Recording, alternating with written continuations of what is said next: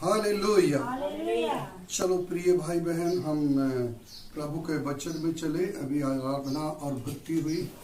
और प्रिय भाई बहन जो भी हमें यूट्यूब पे देख रहे हैं, और सभी से निवेदन है कि प्रिय भाई बहन कि आज का जो वचन होगा आपके लिए एक आशीष का कारण होगा। मेरा नाम है पास्टर विनोद और मेरी कलीसिया के नाम है पवित्र आत्मा मिनिस्ट्री। आप यूट्यूब पे भी हमें देख सकते हो और फेसबुक पे भी। तो चलिए हम वचनों में चलेंगे। क्या आप सब तैयार हैं? तो अपने बाइबल ले लीजिए और हम बाइबल के वचनों पे जाएंगे। Hallelujah, hallelujah. तो hallelujah, praise the Lord, praise the Lord, praise the Lord, praise the Lord, praise the Lord. धन्यवाद यीशु, सर्वशक्तिमान प्रभु, दयालु अनुग्रहकारी परमेश्वर, हम आपको धन्यवाद करते हैं। विलंब से विरोध करने वाला प्रभु, हम आपको तहे दिल से धन्यवाद करते हैं। सनातन सनातन महाकाल का विराट परमेश्वर, हम आपको तहे दिल से धन्यवाद करते हैं। प्रभु यीशु मसीह, हम आपके जैसा कोई नहीं। प्रभु यीशु मसीह, आपके सामर्थी नाम से मैं यहाँ आज उपस्थित होता हूँ प्रभु, आपके मध्यों में, आपके मध्य में, आपके बच्चों के मध्य में प्रभु, और आपके सामर्थी नाम से।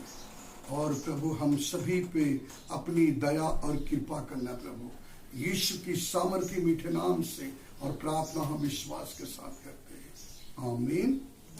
सो प्रिय भाई बहन सभी को जय मसीह की। प्रभु आपको बहुत आशीष दें। और मैं यकीन करता हूँ आज के मैसेज से आपके जीवन में बहुत बातों से परिवर्तन हो जाएगा। आमीन। आप सब तैयार हैं? और हम वचन में चले गए और दूसरा राजाओं और अध्याय 4 वचन 1 और 2 पे हम ध्यान देंगे। एलीशा और एक विधवा। और इस पे लिखा है एलीशा और एक विधवा। भविष्यवक्ताओं के चेलों की पत्नियों में से, भविष्य वक्ताओं के चेलों में से एक उनकी पत्नी थी।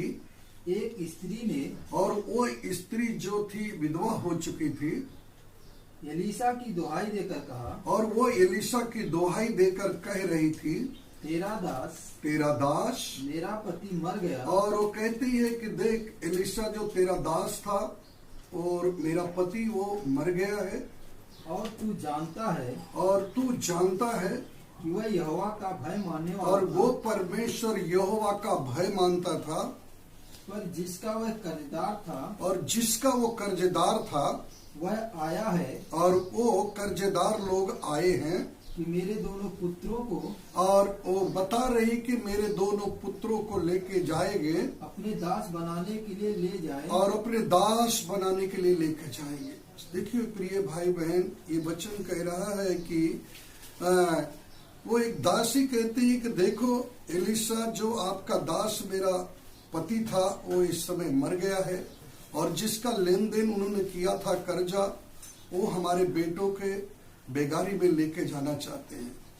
तो प्लीज कृपा हम पे दया करो। आज भी प्रिय भाई बहन इस लॉकडाउन में बहुत से लोग दुखी हैं, और बहुत से लोग तकलीफ में हैं, और बहुत से लोगों के घर में भोजन नहीं है, और बहुत से घरों में तकलीफ है, किसके बच्चे रो रहे हैं, दूध नहीं है, कोई कर्जे वाले परेशान कर रहे हैं। लेकिन प्रिय भाई बहन आज इस वचन से आप बहुत कुछ सीखोगे। जैसे कि ये एक विधवा महिला आके एलीशा से जो बोल रही है, एक वचन और हम ध्यान देंगे, फिर इस वचनों को हम आपके सामने एक्सप्लेन करेंगे। उत्पत्ति की पुस्तक अध्याय 6 और वचन 15 और 16 2 लाइन पे पढ़ेंगे।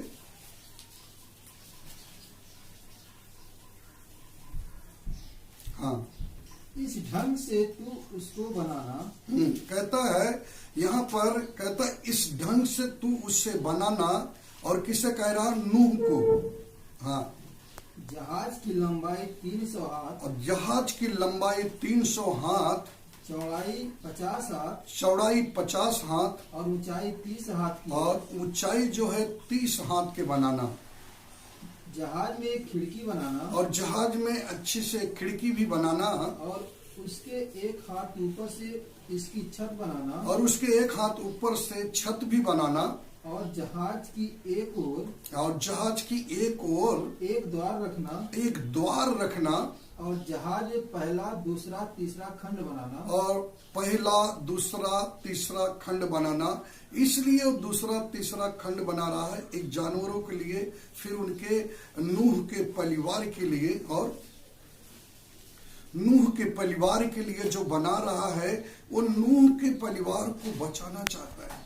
आज हम उस खुदा मन की बातें करते जो अगम्य ज्योति में विराजमान है, जिसको करोड़ों स्वर्गदूत उसने कह रहे हैं कि तू सदा के लिए तू पवित्र है और तेरा सिंहासन युगान युग बना रहा है।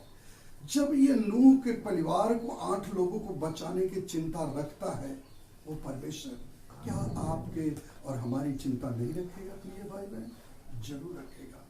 चलिए एक वचन पे और हम ध्यान देंगे, उत्पत्ति 6 और उसका 18 पद में क्या कहता है? परंतु तेरे संग मैं वाचा बांधता हूँ, और वो कह रहा मैं तेरे संग परंतु मैं वाचा बांधूंगा, इसलिए तू अपने पुत्रों को स्त्री और अपने घर की जो स्त्रियां हैं और बहुओं समेत और अपने जो बहू है उससे भी समेत जहाज में प्रवेश और जहाज में तुम प्रवेश करना, और मैं तुम्हारे परिवार को क्या करूंगा? बचा लूंगा। सुप्रिय भाई बहन, ये परमेश्वर नूह एक परमेश्वर के भय में जी रहा था, और उसके लिए जब परमेश्वर इतनी बड़ी चिंता कर सकता है तो क्या आपके हमारी चिंता ना करेगा? जो हम सुबह शाम आराधना कर रहे हैं, रात को उसकी आराधना में बैठ रहे हैं, उसके साथ संगति कर रहे हैं, और संडे को संगति कर रहे हैं, क्या वो नहीं करेगा? जरूर करेगा। अब हम एक वचन पे और जाएंगे, प्रिय भाई बहन ध्यान से सुनना, और निर्गमन की पुस्तक अध्याय 28 और उसका वचन 12, 13, 14 और 17, 18 तक खाली पढ़ना है, जल्दी से पास। निर्गमन की पुस्तक लेवी व्यवस्था 28 और उसका 18, 19, 20, 18 तक खाली पढ़ना है। निर्गमन। Hallelujah, hallelujah. नहीं मिल रहा है? चलो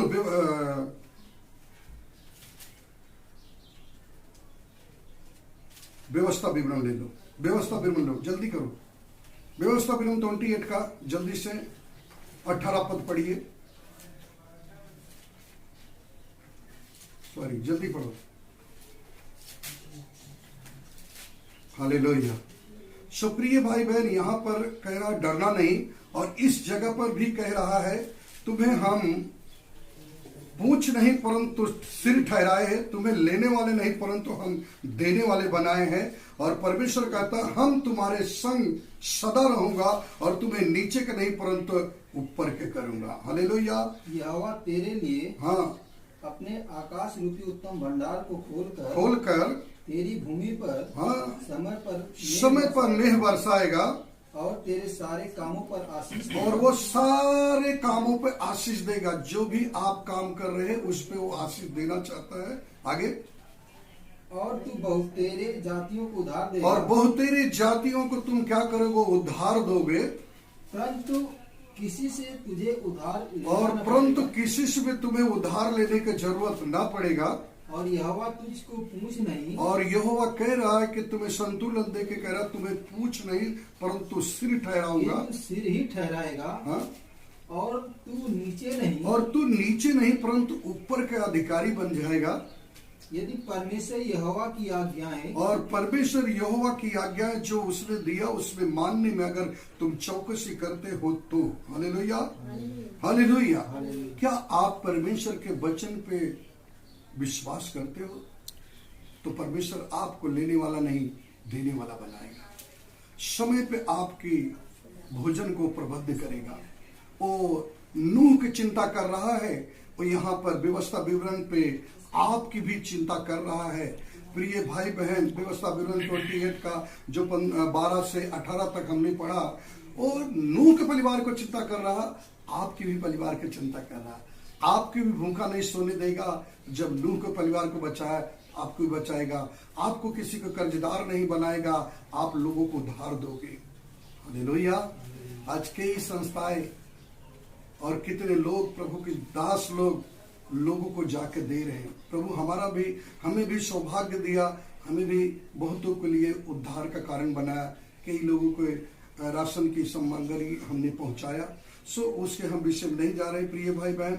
और आगे एक वचन पे हम और देखेंगे, भजन संहिता 34 और उसका 17, 18, 19। चलिए 17, 18, 19 भजन संहिता 34 और उसका 17, 18, 19। धर्मी दुहाई देते हैं, धर्मी लोग तो दुहाई देते हैं कि हे परमेश्वर मुझ पे दया करो और मुझे बचा ले इस महामारी की बीमारी से, और मेरे घर में कोई परिवार के किसी के ऊपर कोई समस्या न आए और कोई भी भूखा ना सोए। आगे, और यहोवा सुनता है, और परमेश्वर यहोवा सुनता है। इसका मतलब उसके पास कान है और हमारा परमेश्वर सुनता है और उत्तर देगा, और उनको सब विपत्तियों से छुड़ाता है। और वो कहता है सभी विपत्तियों से आपको भी छुड़ाएगा और हमें भी छुड़ाएगा। अगर आप परमेश्वर यहोवा की दुहाई दे रहे हो तो प्रिय भाई बहन ये जान लो, आपको भी छुड़ाएगा, मुझे भी छुड़ाएगा, आपके भी परिवार को छुड़ाएगा, हमें छुड़ाएगा। और अंत के समय में एक दिन हम अपने अपने और प्रभु की उस मंडली में, भवन में खड़े होकर कलीसियाओं में एक दूसरे के गवाह बनेंगे कि परमेश्वर ने हम पे बड़ी दया किया। आगे पढ़ेंगे, यहोवा टूटे मन वालों के समीप रहता है, और जो टूटे मन से उसे पुकारते हैं उसके वो बड़े करीब रहता है, और पिसे हुओं का उद्धार करता है, और जो पिसे हुए हैं उनका वो उद्धार करता है। धर्मी पर बहुत सी विपत्तियां पड़ती तो हैं, प्रिय भाई बहन, धर्मी पर तो बहुत सारी विपत्तियां पड़ेगी, लेकिन याद रख लेना उस पे हावी नहीं हो सकती। समस्या आएगी, आपके पास टिक नहीं सकती।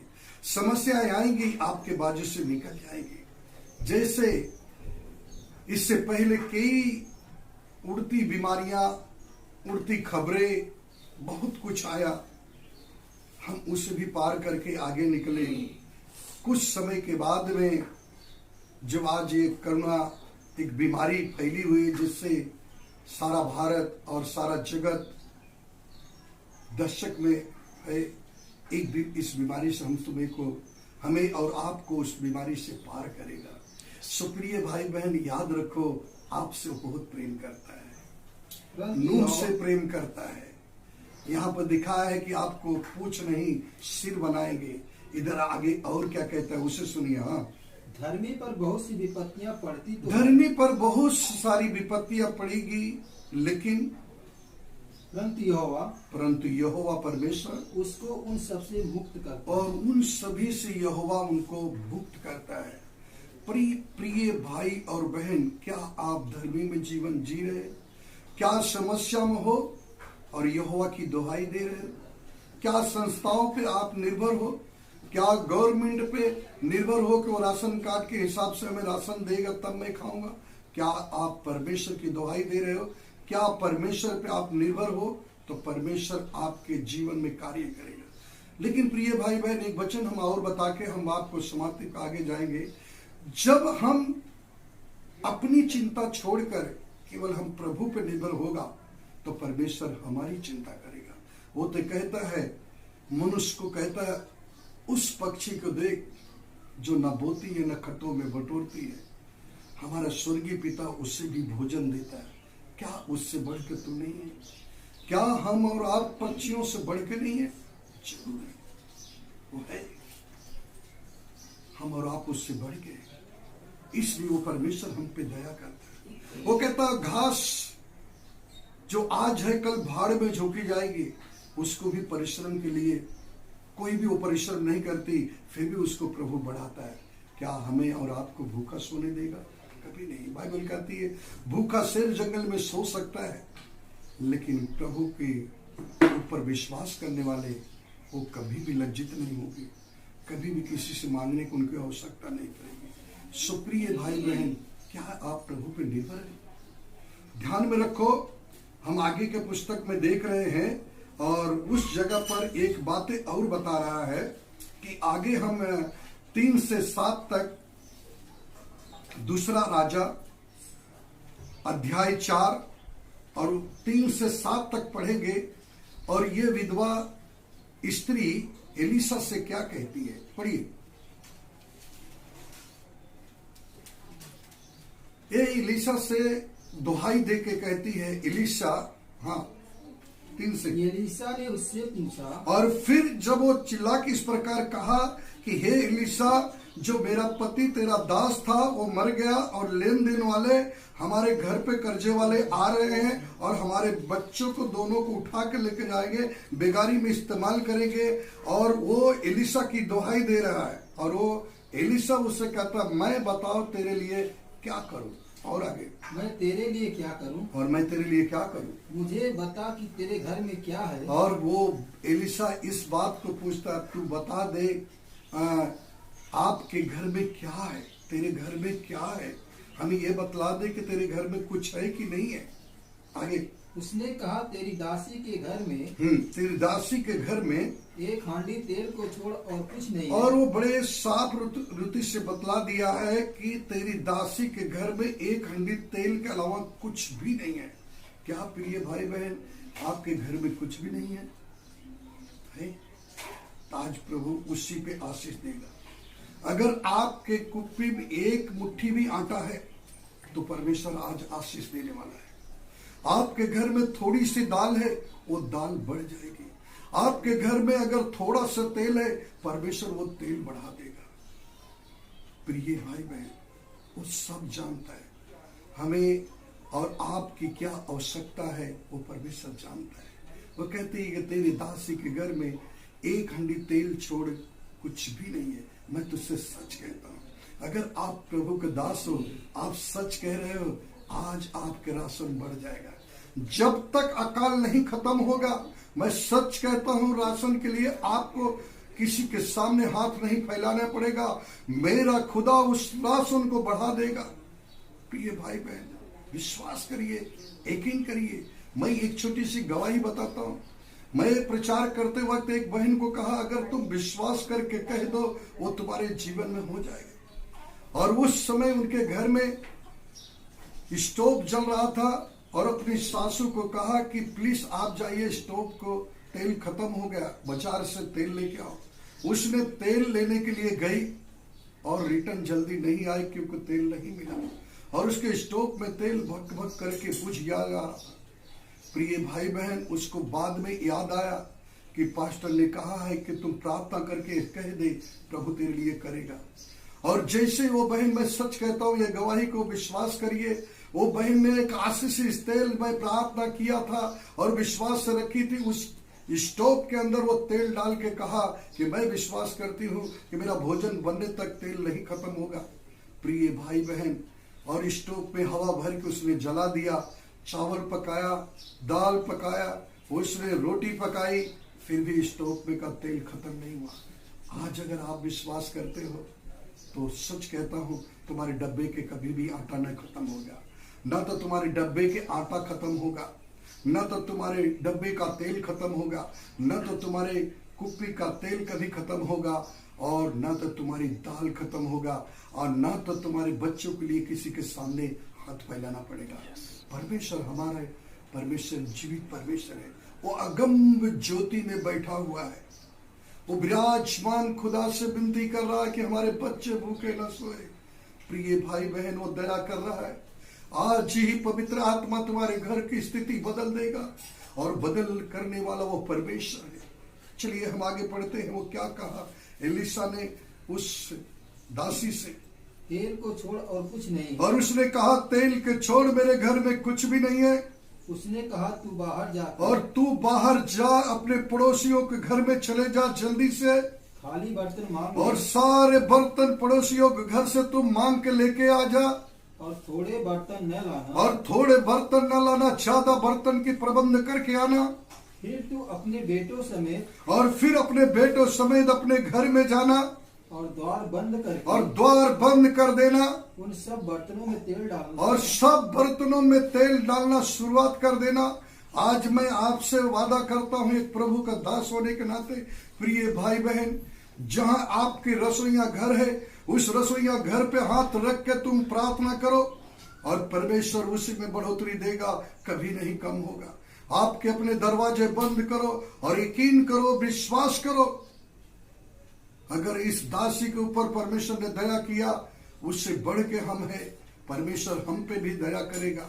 आप दरवाजा बंद करो, घुटने पे आओ, परमेश्वर के सहिमुख जाओ और अपने उस रसोईया घर पे हाथ रख के प्रार्थना करो कि प्रभु, जब तक अकाल नहीं खत्म होगा, मेरे डब्बे के आटा कभी ना खत्म होगा, मेरे डब्बे का दाल कभी नहीं खत्म होगा, मेरे डब्बे का तेल कभी नहीं खत्म होगा, मेरे कभी भी परिवार को किसी बात की घटी नहीं होगा, नमक तक कभी नहीं खत्म होगा।